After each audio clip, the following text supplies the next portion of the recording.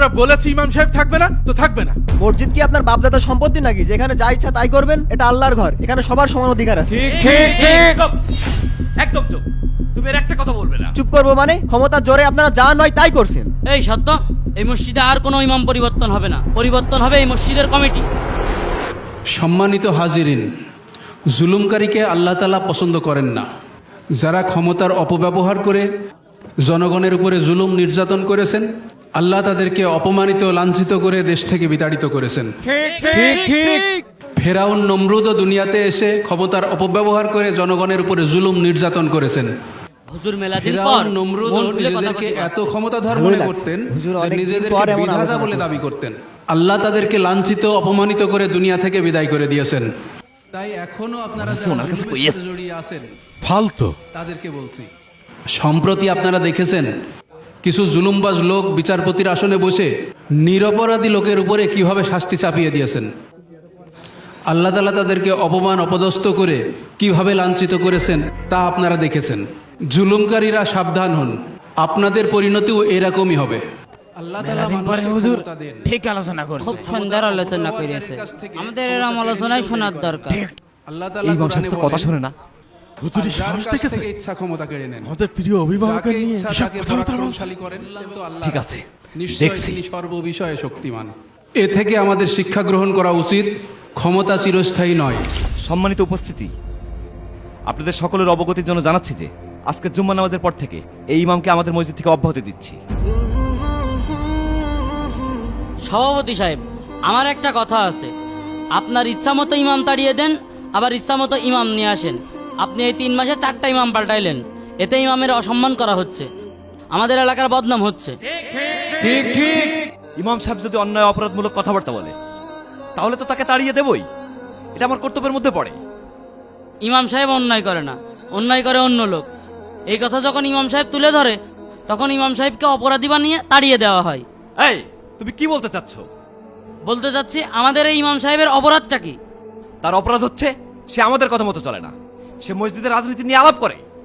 ইমাম সাহেব কেন আপনাদের কথা মতো চলবে? ইমাম সাহেবের কথা মতো আপনারা চলবেন, কারণ ইমাম হচ্ছে নেতা। আর ইমাম সাহেব কোরআন হাদিসের আলোকে কথা বলে। এখন এই কথা যদি রাজনীতির সঙ্গে লেগে যায় তাতে তো আর ইমাম সাহেবের কোনো দোষ নেই। ছেলে ফেলে দেখছি মুখে মুখে তর্ক করা শিখে গেছে। এই তুমি এত বেশি বোঝো কেন? আমরা বলেছি ইমাম সাহেব থাকবে না তো থাকবে না। মসজিদ কি আপনার বাপদাদার সম্পত্তি নাকি যেখানে যা ইচ্ছা তাই করবেন? এটা আল্লাহর ঘর, এখানে সবার সমান অধিকার আছে। চুপ, একদম চুপ। তুমি এর একটা কথা বলবে না। চুপ করবো মানে? অনেক চুপ করে থেকেছি। ক্ষমতার জোরে আপনারা যা নয় তাই করছেন। এই সত্য, এই মসজিদে আর কোনো ইমাম পরিবর্তন হবে না, পরিবর্তন হবে এই মসজিদের কমিটি।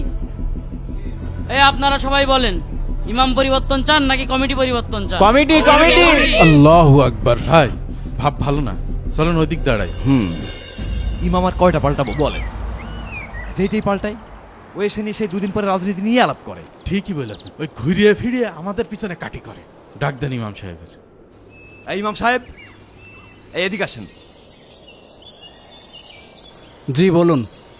আপনি আবার সে রাজনীতি নিয়ে আলোচনা করছেন? আপনাকে না কতবার বলেছি এসব রাজনীতি নিয়ে মসজিদে কথা বলবেন না। আমি কখন রাজনীতির আলোচনা করলাম?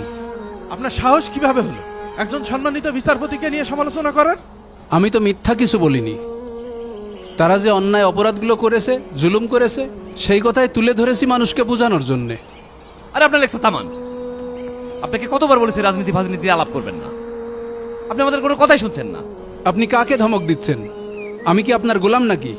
আমি সব সময় হকের কথা বলবো, তাতে কারোর গায়ে লাগুক আর না লাগুক ওটা আমার দেখার বিষয় না। আপনি আমাদের মুখে মুখে তর্ক করছেন। আমি তর্ক করছি না, আপনাদের অন্যায় কথার জবাব দিচ্ছি। আপনার এই মসজিদে ইমামতি করতে হবে না, আপনি বাড়ি চলে যান। আপনি আমাকে মসজিদ থেকে তাড়ানোর কে?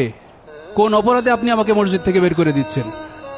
আপনার এত কথা জবাব দেওয়ার সময় আমার হাতে নেই। আপনি বের হন, এক্ষুনি বের হন।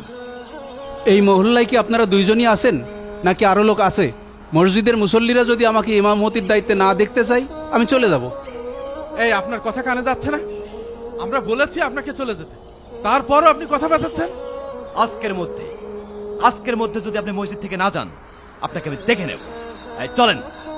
হায় রে অকৃতজ্ঞ মানুষ, সামান্য সভাপতির দায়িত্ব পেয়ে এত ক্ষমতা দেখায়। প্রিয় ভাইয়েরা, আপনারাও এই মেসেজটা শেয়ার করে সবার মাঝে একটু ছড়াই দেন।